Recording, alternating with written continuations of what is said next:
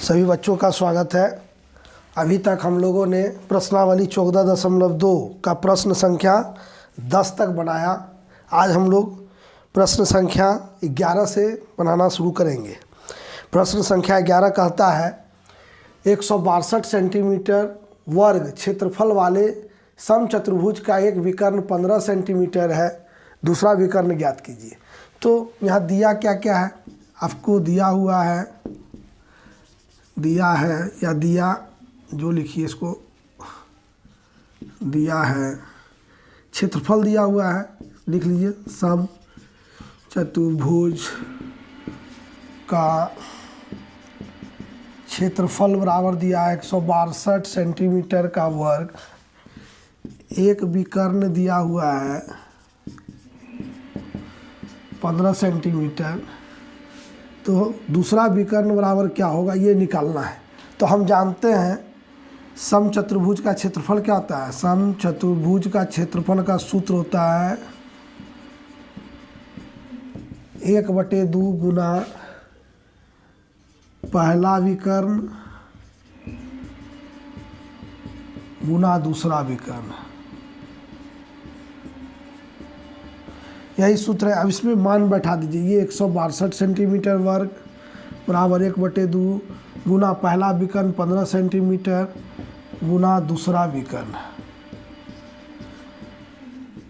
ठीक है, ये बैठा दी। अब देखिए क्या है, समीकरण बन गया। 162 इधर है, ये 2 भागा में थी, गुना में हो जाएगा, 15 सेंटीमीटर गुना में, ये भागा में आ जाएगा, तो आपका दूसरा विकर्ण निकल जाएगा, ठीक है। 15 सेंटीमीटर तो इधर क्या रह जाएगा, दूसरा विकर्ण,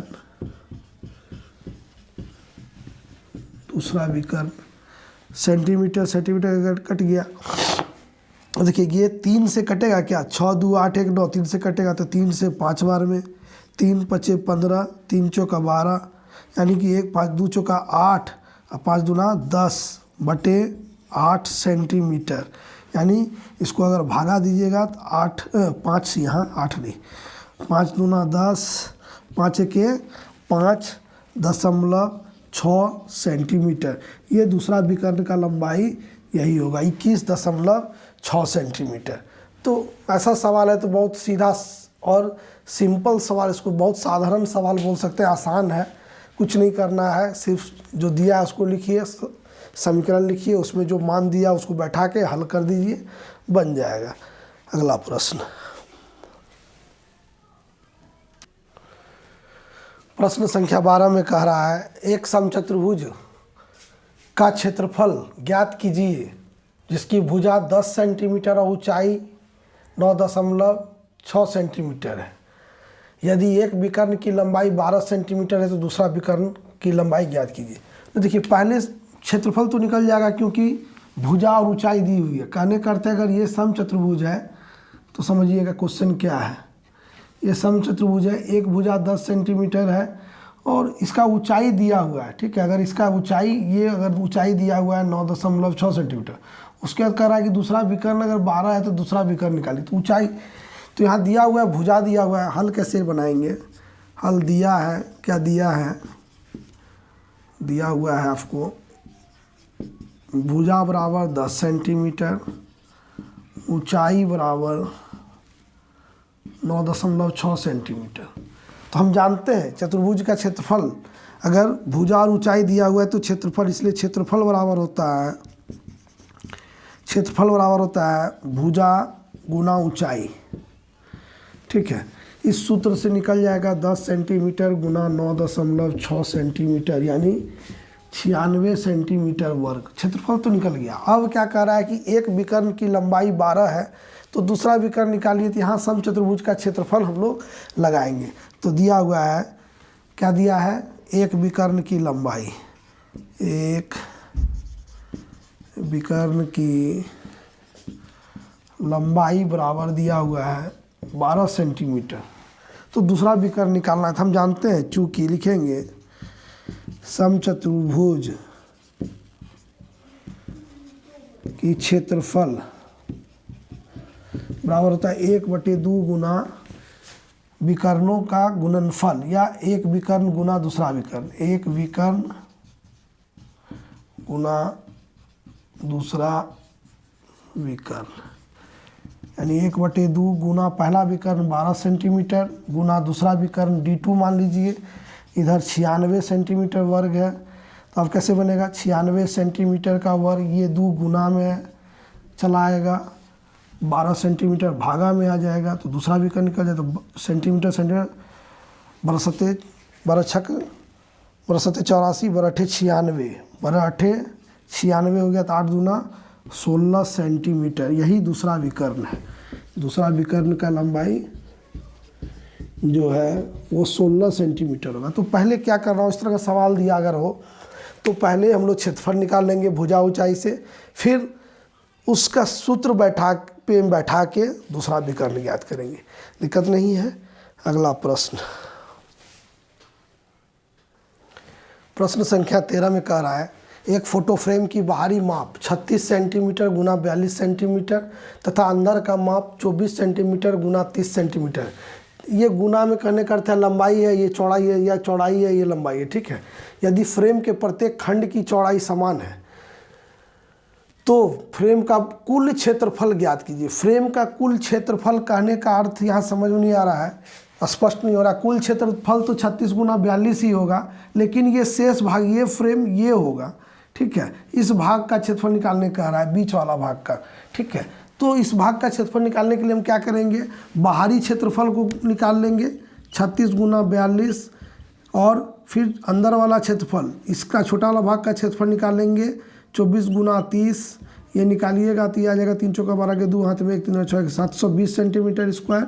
और ये 36 गुना 42 कीजिएगा तो 3 दूना 6 6 दूना 12 के 2 हाथ में 1 2 3 6 1 7 7 6 24 के 4 हाथ में 2 4 4 3 12 13 14, ठीक है।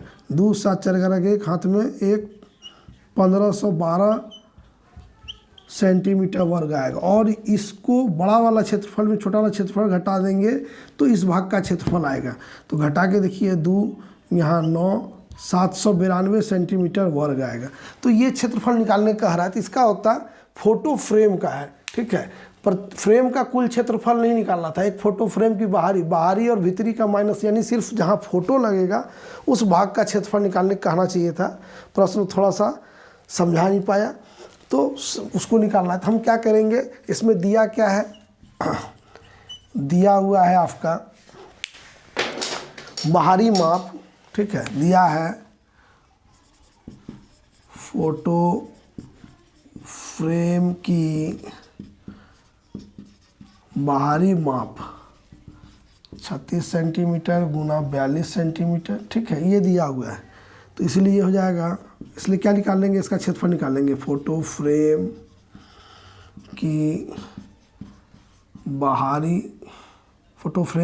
की बाहरी या कुल क्षेत्रफल, फोटो फ्रेम की कुल क्षेत्रफल अगर निकाल लीजिएगा तो जाएगा 36 गुना 42 और कितना निकाले अभी 1512 सेंटीमीटर का वर्ग। उसके बाद है यदि फ्रेम का प्रत्येक अंदर का माप दिया हुआ है, फोटो फ्रेम की अंदर की माप दी हुई है 24 सेंटीमीटर गुना 30 सेंटीमीटर, ठीक है। इसको गुना किया तो 720 सेंटीमीटर वर्ग ये आ गया। इसलिए क्या निकालना है, ये समझिए, फोटो जो लगा हुआ है, फोटो का क्षेत्रफल, फ्रेम नहीं, सिर्फ फोटो का क्षेत्रफल जो निकालना है हो जाएगा कुल क्षेत्रफल घटा फ्रेम का क्षेत्रफल। ये फ्रेम है, ये लकड़ी वाला फ्रेम होता है, वो फ्रेम का क्षेत्रफल। ये फोटो फ्रेम की अंदर की नहीं कह के हम लोग, ये सिर्फ फोटो, ये फोटो, ठीक है। तो ये कह रहा है कि प्रत्येक खंड की चौड़ाई समान है तो फ्रेम का कुल क्षेत्रफल ज्ञात कीजिए। तो फ्रेम का ये फोटो फ्रेम का ये क्षेत्रफल निकालना है, फ्रेम का, ठीक है। तो फोटो का फ्रेम का क्षेत्रफल, तो पहले फोटो का क्षेत्रफल निकालिए। फोटो फ्रेम का अंदर का माप, यानी फोटो की अंदर, फोटो फ्रेम का अंदर का माप दिया हुआ है, इसलिए फोटो फ्रेम का अंदर का माप दिया हुआ था इतना, इसलिए यहाँ लिखेंगे फोटो का क्षेत्रफल, ठीक है। फोटो का क्षेत्रफल इतना, फोटो फ्रेम का क्षेत्रफल इतना घटा इतना कीजिएगा 700 कितना बोले 792 सेंटीमीटर वर्ग आएगा।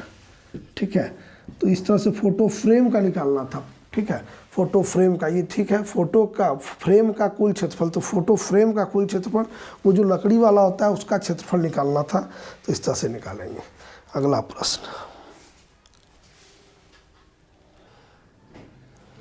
तो प्रश्न संख्या 14 में कह रहा है कि चतुर्भुज ABCD का क्षेत्रफल ज्ञात कीजिए जिसमें AC बराबर 24 सेंटीमीटर दिया हुआ है, DM जो है लंब है AC पे और BN भी लंब है, ये लंब है यहाँ पे।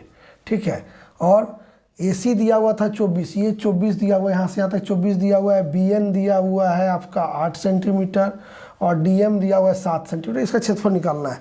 तो हम जानते हैं इस तरह का क्षेत्रफल निकालने के लिए सूत्र होता है बहुभुज, इसको हम कहते हैं बहुभुज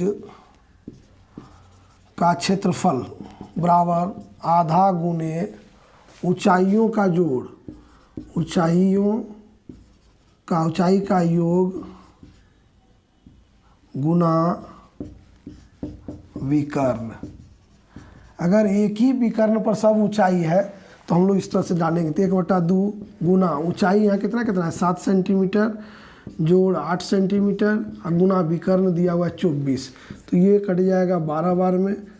ठीक है, तो यहाँ 8 7 15 सेंटीमीटर गुना 12 सेंटीमीटर, इसको गुना कीजिएगा तो कितना हो जाएगा 15 दूना 30 के 0 3 180 सेंटीमीटर का वर्ग। इस तरह से इस तरह का चित्र अगर रहे, मान लीजिए ऐसा चित्र नहीं रह के ऐसा भी चित्र रहे, एक ही विकर्ण पर है तो बना सकते हैं हम लोग। इसका ऊंचाई यहाँ का क्या है, यहाँ का ऊंचाई क्या है लेके इस तरह का कोई भी चित्र अगर चतुर्भुज या बहुभुज रहे तो आधा गुने ऊंचाइयों का योग जोड़ विकर्ण सूत्र रख के हम लोग हल कर सकते हैं। तो आगे 3 प्रश्न और बच गया है 15 16 17, ये हम अगले वीडियो में बताते हैं।